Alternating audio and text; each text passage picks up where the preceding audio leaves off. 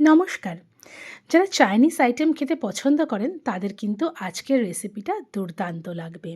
আমরা রেস্টুরেন্টে গেলে সাধারণত মাঞ্চুরিয়ান চিকেন বা chilli chicken, hot garlic chicken এগুলোই অর্ডার করি। আজকের রেসিপিটাও কিন্তু দুর্দান্ত হতে চলেছে। Sweet and sour Chinese chicken. এত টেস্টি হয় খেতে, দুর্দান্ত হয়। তো এর জন্য আমি নিয়ে নিয়েছি উইথ বোন চিকেন। আপনারা বোনলেস চিকেনও নিতে পারেন। প্রথমেই দিয়ে দেবো আমি 1 চামচ ভরে আদা রসুনের পেস্ট।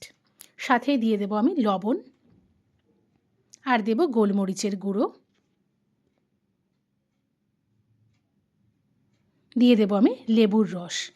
না থাকলে ভিনিগারও দিতে পারেন, কিন্তু লেবুর রস দিলে চিকেনটা যখন খাবেন টেস্টটা বেশি ভালো আসবে মুখে।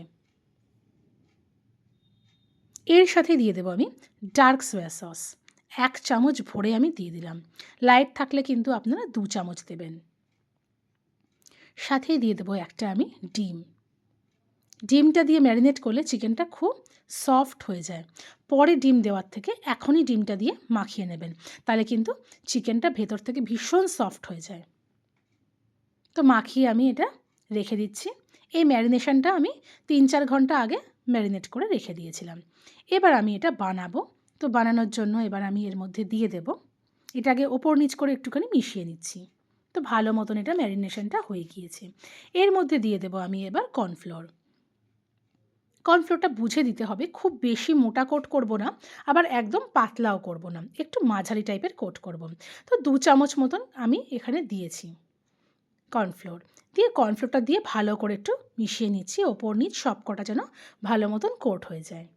এবার আমি এখানে কড়াইটা গরম করতে দিয়ে দিয়েছি। কড়াইটা গরম হয়ে গিয়েছে। দিয়ে দেব আমি সাদা তেল। সাদা তেল বেশ খানিকটা লাগবে, কারণ এতগুলো চিকেন ফ্রাই হতে হবে। আপনাদের তেলটা যদি বেশি লাগে আপনারা পরে এটা কমিয়েও দিতে পারেন, কিন্তু এখন তেলটা বেশি দিতে হবে। তো একে একে আমি সব কটাভাবে দিয়ে দিচ্ছি।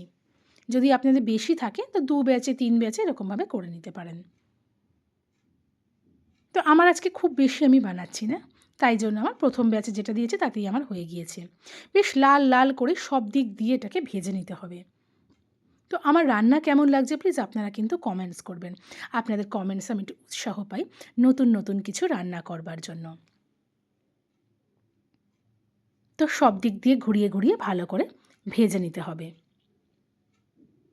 যেন কোনো দিকটা কাঁচা না থাকে। তো হয়ে গিয়েছে আমার, দেখতেই পাচ্ছেন।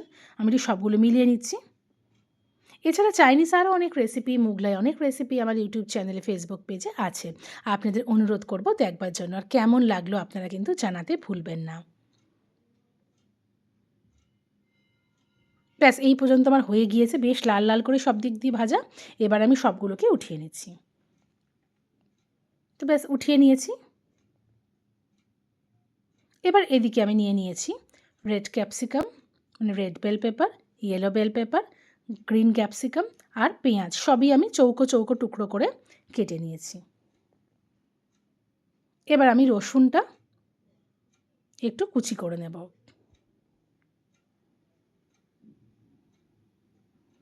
আর আদাও আমি কুচি কুচি করে নেব।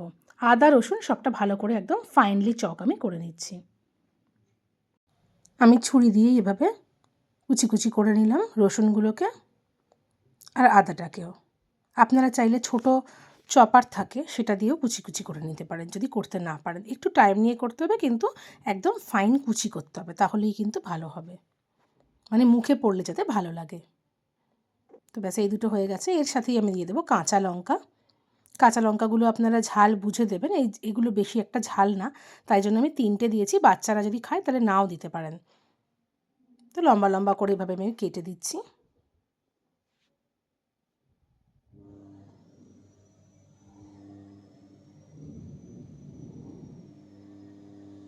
তো ব্যাস এই আমার সব কাটা হয়ে গিয়েছে। এবার কিছুটা ভাজা তেল আমি কমিয়ে নিয়েছি।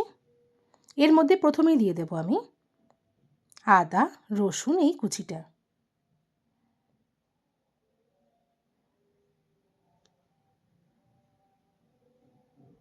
তো এটা একটুখানি ভাজা ভাজা করে নিচ্ছি। কালো করার দরকার নেই, মোটামুটি গোল্ডেন মতন, আর খুব ভালো একটা ফ্লেভার আসবে। তাহলেই বুঝে যাবেন যে ভাজাটা আমার হয়ে গিয়েছে। তো ব্যাস, এটা এতটা পর্যন্ত হয়ে গিয়েছে। এবারে আমি সব পেঁয়াজ, ক্যাপসিকাম সব আলাদা করে দেওয়ার কিচ্ছু দরকার নেই, সব একবারে দিয়ে দেব। কাঁচা লঙ্কাটা চাইলে পরেও দিতে পারেন, আমি একসাথেই দিয়ে দিলাম। দিয়ে সব দিয়ে ভালো করে মিশিয়ে নিতে হবে।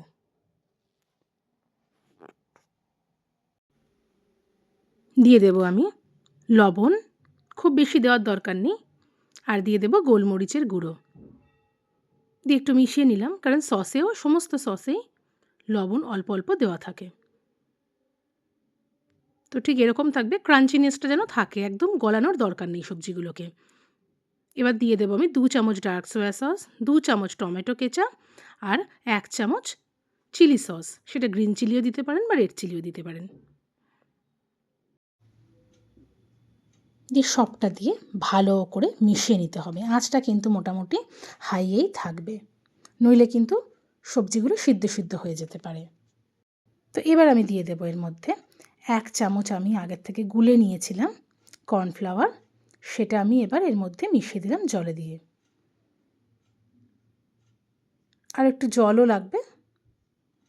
যদি আপনারা গ্রেভি কম করতে চান তো ব্যাস এরকম থাকলেই হয়ে যাবে। যদি একটু গ্রেভি দিতে চান অল্প একটু জল দিতে পারেন, তবে এটা কিন্তু খুব বেশি ঝোলা ঝোলা রেসিপিটা হবে না, একটু গা মাখা টাইপেরই হবে, যেরকম চাইনিজ রেসিপিগুলো হয়ে থাকে।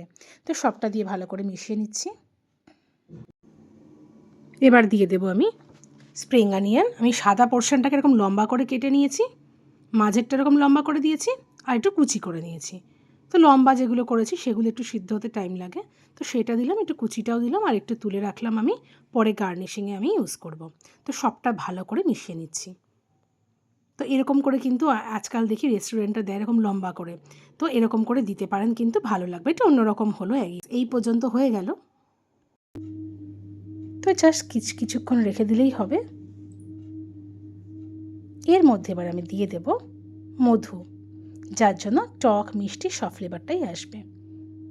তো ছোটো চামচের আমি 2 চামচ মতন দিলাম, খুবই সামান্য, সেটাও খুব বেশি নয়, যেটা খুব বেশি মিষ্টি মিষ্টি আবার হয়ে না যায়। আর দিয়ে দেব জল। গ্রেভিটা একটুখানি করবো বলে আমি জল দিলাম।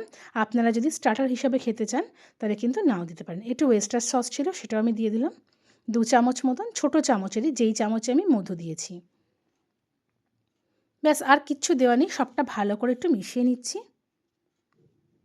তো এটাই আপনারা ফ্রাইড রাইস দিয়েও খেতে পারেন, নুডলস দিয়েও খেতে পারেন, চাউমিন দিয়েও খেতে পারেন, বা তন্দুরি রুটি, কিংবা ধরুন রুমালি রুটি, সাদা রুটি দিয়েও খেতে পারেন, সেটাও কিন্তু ভালোই লাগবে খেতে।